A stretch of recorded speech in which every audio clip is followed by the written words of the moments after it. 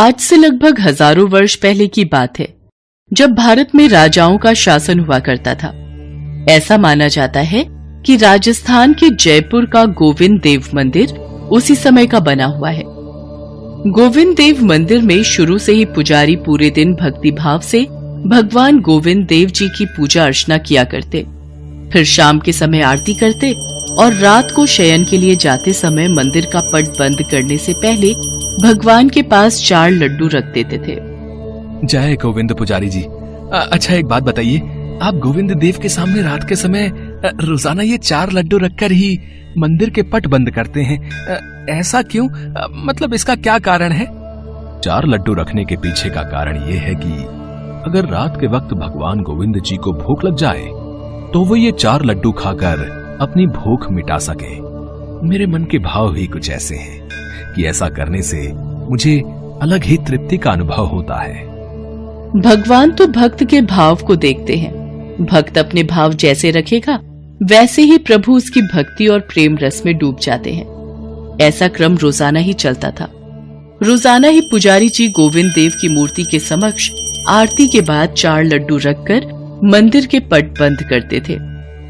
पर एक दिन पुजारी जी ने शाम को भगवान गोविंद देव जी की आरती की, परंतु रात में जब वो शयन करने जाने लगे तो वो लड्डू रखना भूल गए।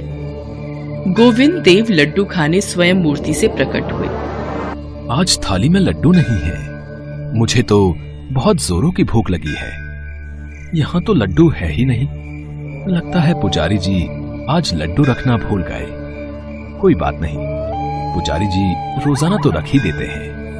आज मैं अपना लड्डू स्वयं ही ले आता हूँ। इसके पश्चात प्रभु श्री कृष्ण ने उसी समय बड़ी बड़ी आंखें और घुंघराले बाल वाले एक छोटे से बालक का रूप धारण कर लिया और मंदिर के पास ही स्थित हलवाई की दुकान पर पहुंच गए। वहां पहुंचकर उन्होंने हलवाई से कहा, बाबा मुझे भूख लगी है, मुझे लड्डू चाहिए। लल्ला पहले ये बताओ कि तुम इतनी रात को लड्डू लेने यहाँ कैसे आए? बाबा मैं यहीं पास में ही रहता हूँ, भूख लगी थी इसी कारण मैं तुम्हारे पास लड्डू लेने आ गया। अच्छा ठीक है, लाओ पैसे दो, मैं तुम्हें लड्डू दे देता हूँ। बाबा मेरे पास तो पैसे नहीं है। मैं तुझे पैसे के बिना लड्डू कैसे दे दूं? मैं ऐसे लड्डू नहीं दूंगा। बालक रूपी भगवान कृष्ण कुछ पल सोचने लगे, फिर अपने हाथ में पहना सोने का कड़ा उतारकर हलवाई से बोले, बाबा मेरे पास ये सोने का कड़ा है, क्या तुम इसके बदले में मुझे लड्डू दे सकते हो? तुम ये कड़ा रख लो और मुझे लड्डू दे दो। सोने का कड़ा देखते ही हलवाई के मन में लालच आ गया। सोने का कड़ा? हाँ हाँ लल्ला, इसके बदले में तुम्हें 4 लड्डू अभी दिए देता हूँ। हलवाई ने झट से कड़ा अपने हाथ में लिया और भगवान रूपी बालक को 4 लड्डू दे दिए। उसके बाद गोविंद देव जी ने लड्डू खाए और अपने मंदिर लौटकर वापस मूर्ति में समा गए। अगले दिन सुबह पुजारी जी मंदिर पहुंचे और उन्होंने मंदिर का पट खोला और फिर जब वो भगवान का श्रृंगार करने से पहले उन्हें स्नान करा रहे थे, तभी उन्होंने देखा कि भगवान गोविंद देव जी के एक हाथ का सोने का कड़ा गायब था। यह देखकर पुजारी जी डर गए। हे गोविंद, आपके हाथ का सोने का कड़ा कहाँ गया? कल रात को मैंने देखा था, दोनों हाथों में सोने के कड़े थे। मंदिर में कौन आया जिसने सोने का कड़ा ले लिया? मुझे महाराज तक ये खबर पहुंचानी होगी। अब तक ये बात मंदिर में सबको पता चल चुकी थी। पुजारी जी ने मंदिर के सेवक के द्वारा उस राज्य के राजा तक ये खबर भिजवाई कि गोविंद देव जी के एक हाथ का कड़ा गायब हो गया है। और फिर क्या था, ये खबर आग की तरह पूरे राज्य में फैल गई और जब इसका पता उस हलवाई को चला तो वो डर के मारे कांपने लगा। लाला 2 समोसे देना। भैया ये किस सोने के कड़े की बात नगर में फैल रही है? अरे तुम्हें नहीं पता, गोविंद देव जी के मंदिर से गोविंद देव जी के हाथों में जो सोने के कड़े हैं ना, उसमें से एक हाथ का कड़ा गायब है भाई। कहीं ये कड़ा वही तो नहीं जो कल रात वो बालक मेरे पास लेकर आया था? मुझे तुरंत ही ये बात राजा को बतानी होगी, नहीं तो सब मुझे ही चोर समझेंगे। हलवाई तुरंत ही राजा के पास गया और भरी सभा में कड़ा देते हुए बोला, महाराज, जो कड़ा गोविंद देव जी के मंदिर से गायब है, पुजारी जी से पूछिए क्या ये वही कड़ा है? जी महाराज, ये गोविंद देव जी का ही कड़ा है। लाला, तुम्हारे पास ये कड़ा कैसे आया? महाराज, कल रात में जब अपनी दुकान बढ़ाकर घर जाने लगा तो उसी समय मेरे पास एक बालक लड्डू लेने आया था और उसी ने मुझे ये कड़ा दिया था, और जिसके बदले मैंने उसे 4 लड्डू भी दिए। 4 लड्डू? हे गोविंद, कल रात में आपके लिए थाली में लड्डू रखने भूल गया था। पुजारी जी, आप किस सोच में पड़ गए? कौन था वो बालक? महाराज, वो बालक कोई और नहीं, स्वयं गोविंद देव जी थे। हे गोविंद, हे कृष्ण मुरारी, मुझे क्षमा कर दो, मैं आपके लिए थाली में लड्डू नहीं रख पाया। आपकी लीला अपरंपार है, मैं आगे से ऐसी भूल कभी नहीं करूंगा। पुजारी जी की बातों को सुनकर राजा और सभा में आए सब लोग हैरान हो जाते हैं कि वो बालक कोई और नहीं बल्कि स्वयं भगवान गोविंद जी थे। और ये बात सुनकर हलवाई भी खुद को कोसने लगा कि वो कितना अभागा है जो भगवान कृष्ण गोविंद मुरारी को नहीं पहचान पाया। वो मन ही मन भगवान गोविंद देव जी से क्षमा मांगता है।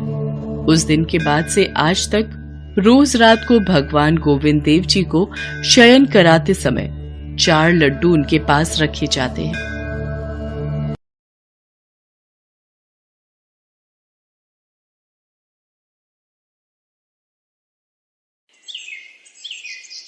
ये कहानी है भगवान विष्णु जी की परम भक्त पोपा बाई की। पोपा बाई अपने भाई और भाभी के साथ एक गांव में रहती थीं। नित्य प्रति भगवान की पूजा अर्चना और व्रत करना उनके स्वभाव में शामिल था। उनके भाई और भाभी कई बार उनसे शादी करने के लिए कह चुके थे। ऐसे ही एक दिन, पोपा बाई, तुम मेरी जिम्मेदारी हो, मैं चाहता हूँ तुम विवाह करके अपनी ससुराल जाओ तो मेरी भी जिम्मेदारी पूरी हो जाएगी, पर तुम्हें जो भी लड़का देखने आता है तुम साफ इनकार कर देती हो। आखिर ऐसा क्यों है? भैया, मुझे विवाह नहीं करना। आप मुझे विवाह करने के लिए मत कहा कीजिए। मुझे किसी के साथ विवाह नहीं करना। मुझे सब पता है, तुम ये पूजा पाठ में ज्यादा मगन रहने लगी हो, यही कारण है तुम्हारे विवाह ना करने का।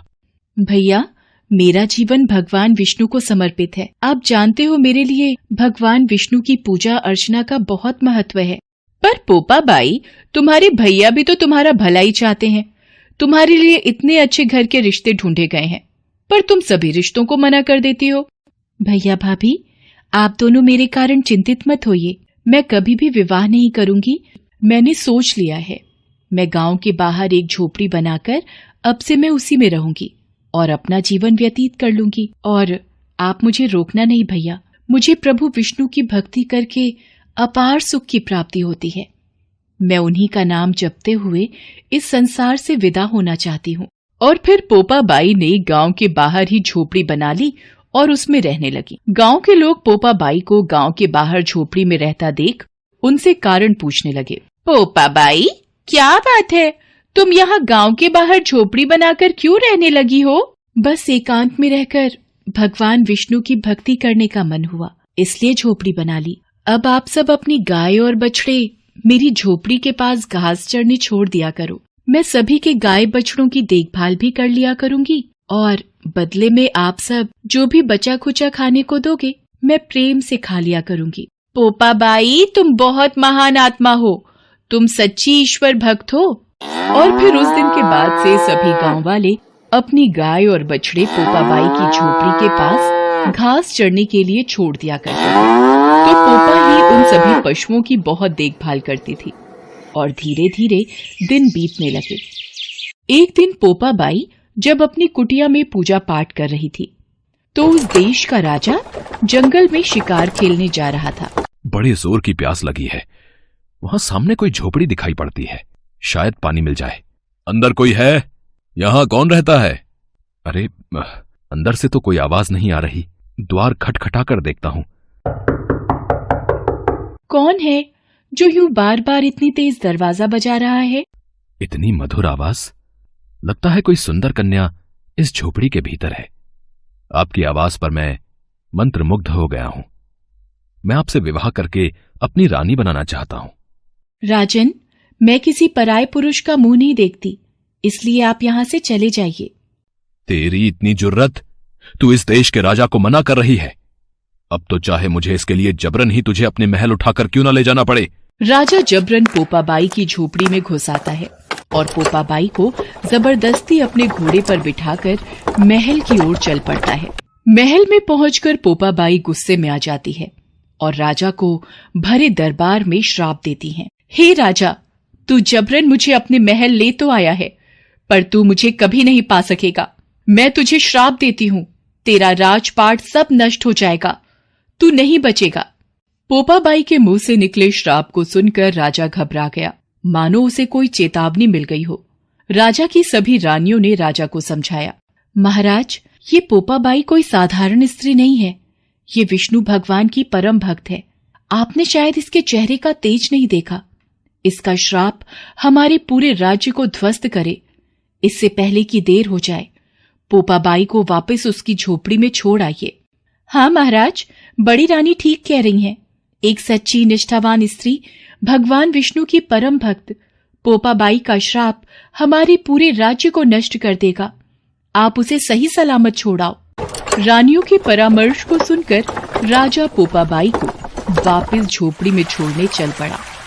रास्ते में पाप की नदी पड़ी और झूठ बोलने से राजा उस नदी में डूब गया।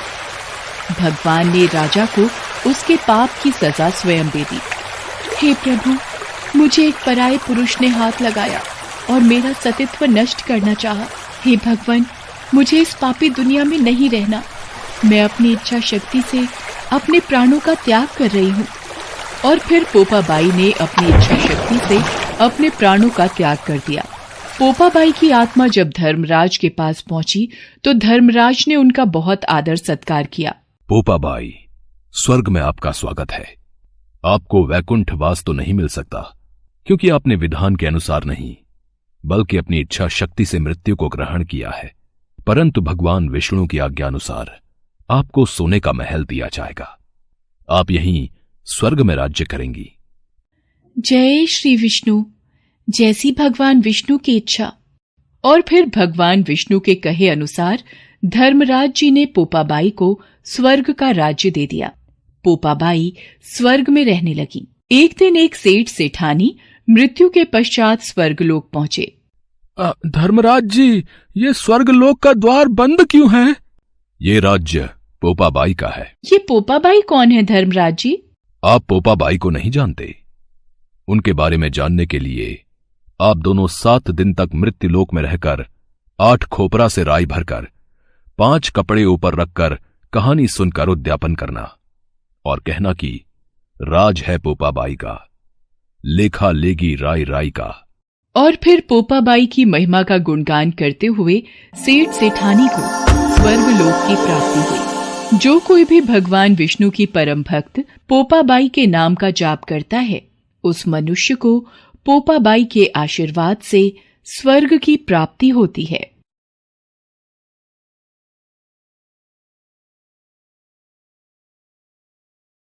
ये कहानी है श्री कृष्ण भक्त कर्माबाई की। सन 1615 में राजस्थान के नागौर जिले के कालवा गांव में जीवन राम डूडी नाम के एक जाट किसान की खुशी का ठिकाना नहीं रहा जब उनके घर एक कन्या ने जन्म लिया। मेरी कर्मा, मेरी बेटी, आज से मैं तुझे कर्माबाई कहकर बुलाऊंगा। जीवन राम भगवान कृष्ण के परम भक्त थे। उनके घर में भगवान कृष्ण का एक मंदिर था। जीवन राम भगवान कृष्ण को भोग लगाने के बाद ही कुछ खाते थे, ये उनका नियम था। कर्माबाई जब थोड़ी बड़ी हुई तो एक दिन, पिताजी, आप हमेशा भगवान कृष्ण को भोजन खिलाने के बाद ही भोजन करते हो? हाँ बेटी कर्मा, जब भगवान कृष्ण भोजन ग्रहण कर लेते हैं उसके पश्चात ही मैं भोजन करता हूँ। पिता से ये सब देखते सीखते कर्माबाई का बचपन बीत रहा था। कुछ वर्षों बाद एक दिन, बेटी कर्मा, मैं कुछ दिनों के लिए तीर्थ यात्रा पर जा रहा हूँ। जी पिताजी, बताइए, क्या आज्ञा है? बेटी कर्मा, मेरे पीछे से भगवान कृष्ण की विधि से पूजा करके उन्हें भोग लगाकर भोजन ग्रहण करना। मैं तुम्हें उनकी पूजा विधि बता देता हूँ और घर का भी ध्यान रखना, ठीक है? ठीक है पिताजी, मैं भगवान कृष्ण को भोग लगाकर ही भोजन किया करूंगी। आप निश्चिंत होकर जाइए। जीवन राम कर्माबाई को भगवान कृष्ण की पूजा और घर की देखभाल का कार्य सौंपकर तीर्थ यात्रा पर चले गए। अगले दिन, भगवान कृष्ण को भोग लगाना है, जल्दी से खिचड़ी बना लेती हूँ। हाँ, ये रहा देसी घी और गुड़। लो, तैयार हो गई आपकी खिचड़ी की थाली। मैं ये रख रही हूँ, आपको जब भी भूख लगे आप खा लेना। मैं तब तक घर के काम निपटा लूं। कर्माबाई खिचड़ी की थाली भगवान के आगे रखकर घर के दूसरे कामों में लग जाती है। वो एक दो बार आकर देखती है। उसे लगा कि शायद भगवान को भूख ना हो। थोड़ी देर बाद, पता नहीं भगवान खिचड़ी क्यों नहीं खा रहे हैं। थोड़ा गुड़ और घी ज्यादा कर देती हूँ। ये लो भगवान, अब मैंने इसमें घी और गुड़ ज्यादा कर दिया है, अब तो खा लो। पिताजी आपके भोग की जिम्मेदारी मुझे सौंपकर तीर्थ यात्रा पर गए हैं। अब वो कुछ दिन बाद आएंगे, तब तक आप मेरे हाथ का बना भोजन खा लीजिए। मुझे ज्यादा व्यंजन बनाने नहीं आते। ये खिचड़ी आपके लिए बनाई है, इसे खा लो भगवान। मैं आपसे विनती करती हूँ, ये खिचड़ी खा लो, वरना जब तक आप भोजन नहीं करोगे मैं भी तब तक भूखी रहूंगी। देख लो फिर। कर्माबाई भगवान कृष्ण से नाराज होकर भूखी प्यासी उनके सामने ही बैठी रही। दोपहर से शाम बीत गई। कर्माबाई भगवान के समक्ष भूखी बैठी रही। भगवान कृष्ण ने जब देखा कि कर्माबाई जिद पर अड़ी है, मूर्ति में से आवाज आई, कर्माबाई, कर्माबाई, तुमने पर्दा तो किया ही नहीं। पर्दा करो, तभी मैं भोजन करूंगा। अरे हाँ प्रभु, रुकिए, मैं अभी अपनी चुनरी का पर्दा करती हूँ। आप आराम से खिचड़ी खाओ। आप मुझे पहले बता देते, इतनी सी बात के लिए पूरा दिन खुद भी भूखे रहे और मुझे भी भूखा रखा। थोड़ी देर में देखते ही देखते पूरी थाली खाली हो गई। भगवान कृष्ण के भोग लेने के बाद ही कर्माबाई ने भोजन किया। अब तो नित्य नियम से कर्माबाई सबसे पहले उठकर भगवान के लिए भोग बनाती और पर्दा करके भगवान के समक्ष बैठ जाती। थोड़ी देर बाद पूरी थाली खाली हो जाती थी। मुझे लगता है प्रभु को सुबह जल्दी भूख लगाती है। कल से सबसे पहले भोग ही बनाऊंगी, उसके बाद स्नान वगैरह और घर के काम बाद में ही किया करूंगी। हाँ, ये ठीक रहेगा। अब तो कर्मा की बनाई खिचड़ी भगवान कृष्ण बड़े चाव से खाते थे और पूरी थाली खाली हो जाती थी। एक दिन कर्मा के पिता तीर्थ यात्रा से वापस आते हैं। कर्मा बिटिया, कैसी है तू? पिताजी, मैं अच्छी हूँ, और आपके पीछे पहले दिन तो भगवान ने भोग ग्रहण करने में बहुत नखरे किए, फिर शाम को जाकर खिचड़ी खाई, और अब तो भगवान कृष्ण सुबह सुबह ही मेरी बनाई खिचड़ी खा लेते हैं। मैं सबसे पहले उन्हें भोग लगाती हूँ, जब वो खा लेते हैं उसके पश्चात ही दूसरे काम करती हूँ। हे कृष्ण मुरारी, आपकी लीला कौन जाने प्रभु। मैं तीर्थ यात्रा में आपको ढूंढ रहा था, आप तो मेरे घर में ही विराजमान हो। धन्य हो प्रभु, आपकी जय हो। बेटी कर्मा, तुम जैसी पुत्री को पाकर मैं धन्य हो गया। अब से तुम ही भगवान कृष्ण को भोग लगाना। वो तुम्हारा लगाया भोग बड़े चाव से खाते हैं। अब से तुम ही अपने हाथों से भगवान कृष्ण की सेवा करोगी बेटी। ये सब सुनकर कर्माबाई बहुत खुश होती है। अब तो कर्माबाई नियम पूर्वक जल्दी उठकर भगवान को भोग लगाती और बाद में सारे काम करती। कुछ वर्षों बाद कर्माबाई के पिता स्वर्गलोक को प्राप्त हो गए। अब कर्माबाई घर में अकेले रहती तो उनका मन नहीं लगता था, इसलिए वो भगवान कृष्ण की मूर्ति को लेकर तीर्थ यात्रा पर निकल गई और भारत में अलग अलग तीर्थों के दर्शन करने के पश्चात वो उड़ीसा के जगन्नाथपुरी मंदिर पहुंची। बस अब यही जगन्नाथपुरी में एक कुटिया में रहकर भगवान कृष्ण की भक्ति और सेवा करूंगी। कर्माबाई अपने नियम से सुबह सुबह भगवान कृष्ण को खिचड़ी का भोग लगाती और कुछ ही देर में थाली साफ हो जाती। भगवान बड़े चाव से सारी खिचड़ी खाते। उसके पश्चात कर्माबाई अपने नित्य स्नान ध्यान कार्यों को करती। एक सुबह, माँ, कुछ खाने को मिलेगा? बहुत जोरों की भूख लगी है। हाँ हाँ, आजा बेटा, यहाँ बैठ। मैंने अभी अभी श्री कृष्ण को खिचड़ी का भोग लगाया है। ले, खिचड़ी खा बेटा। पसंद आई खिचड़ी तुझे? और दूं? बस माँ, पूरा पेट भर गया, आनंद आ गया तुम्हारे हाथ की खिचड़ी खाकर। माँ, क्या मैं ये स्वादिष्ट खिचड़ी कल भी खाने आ सकता हूँ? कल ही क्यों बेटा, तू रोज मेरे पास खिचड़ी खाने आ जाया कर। कर्माबाई की कुटिया में उस बालक के रूप में स्वयं भगवान जगन्नाथ खिचड़ी खाने पधारे थे और अब रोजाना कर्माबाई जब भगवान कृष्ण को खिचड़ी का भोग लगाती, थोड़ी देर बाद वो बालक भी खिचड़ी खाने आ जाता। एक दिन, कर्माबाई, भगवान को बिना स्नान किए भोग लगाना अच्छी बात नहीं। तुम रोजाना सुबह पहले स्नान आदि क्रियाएं करके विधि विधान से पूजा करके ही भगवान कृष्ण का भोग बनाया करो। ठीक है बाबा, अब मैं स्नान करके ही प्रभु का भोग बनाया करूंगी। साधु की बात मानकर कर्माबाई अगले दिन से स्नान करके पूजा के पश्चात भोग तैयार करती। इस कार्य में उन्हें बहुत देर हो जाती थी, पर वो बालक तो अपने समय पर ही खिचड़ी खाने आ जाता था। माँ खिचड़ी दो ना, जल्दी दो, मुझे बहुत भूख लगी है माँ। थोड़ी देर रुक बेटा, अभी देती हूँ। अब तो बालक रूपी भगवान जगन्नाथ जल्दी जल्दी खिचड़ी खाकर बिना हाथ मुंह साफ किए भाग जाते थे। उन्हीं दिनों मंदिर के पुजारी जो काफी समय से मंदिर में सेवा कर रहे थे, ये जगन्नाथ भगवान के मुख पर खिचड़ी कैसे? मंदिर में तो काफी दिनों से खिचड़ी का भोग नहीं लगा, फिर ये भगवान के मुख पर खिचड़ी कैसे? हे प्रभु, ये कैसी लीला है आपकी? भगवान जगन्नाथ पुजारी के सपने में आते हैं। मेरी भक्त कर्माबाई जो जगन्नाथपुरी में ही रहती है, वो बहुत ही प्रेम भाव से सुबह उठकर बाजरे की खिचड़ी का भोग लगाती है।